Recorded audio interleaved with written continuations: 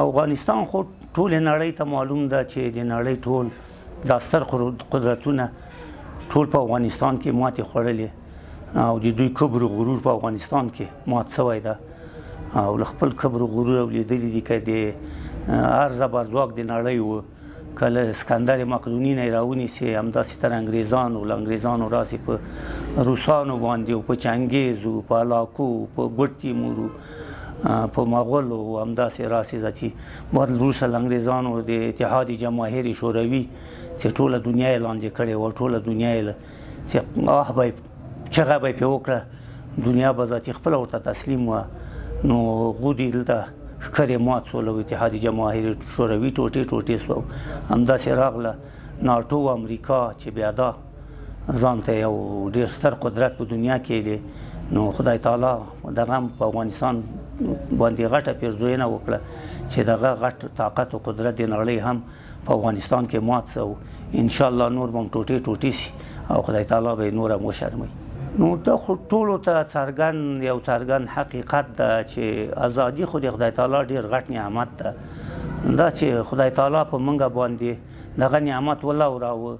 او دلته هغه ستر قدرت د دنیا مات شو امریکایان وشرمېدل او د افغانستان مجاهدینو فتح حاصل کړله دا نو وړه خبره نه ده داسې په خوله نه ویل کېږي چې سړی په خوله ووایي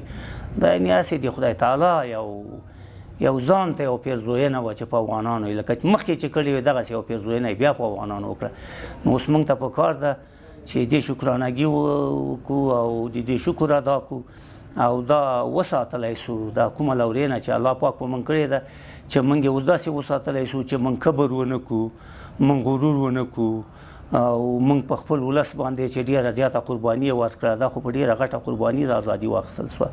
او الله پاک موږ ته راکړه ما خو وخته درته چې دا د انسان له ذهن او له دغه نه غټه خبره ده چې انسان دې داسې ووایي چې یاره زه به دونه غټ قدرت د نړۍ مات کړم او زه به بیا ازادي واخلم دا هېڅ موږ په تصور کې هم نه راتله چې موږ به داسې خدای تعالی بیا د یو فتح او د ازادۍ څښتنان کاندي خو د خدای تعالی رحم و چې په موږ بیا رحم وکړو بیا یې په موږ پیرزوینه وکړه او بیا خدای تعالی موږ ته فتح په نصیب کړه او د نړۍ ډېر یو غټ زبرځواک بیا دلته په ګونډو سو مات سو لاړو او موږ ته خدای تعالی دغه د ازادۍ او د صلح او د امن وخت بیا راکړه دا یو بل چانس ده چې الله تعالی موږ راکړه نو اوس د الله تعالی موږ ته توفیق راکاندې چې دا وساتلی سو نو د بیا جوړېدو په هکله خو یعنی دا خو سرکونه خو عام په افغانستان کې د کار پې شروع ده خو دلته چې د اسلامي امارت یوه ډېره غټه پروژه چې هغه یې پلې کړه هغه د خوشتېپې کانال و چې دا داسې له تصوره پورته خبره ده یعنی خوشتېپې کانال داسې یوه حیاتي پروژه ده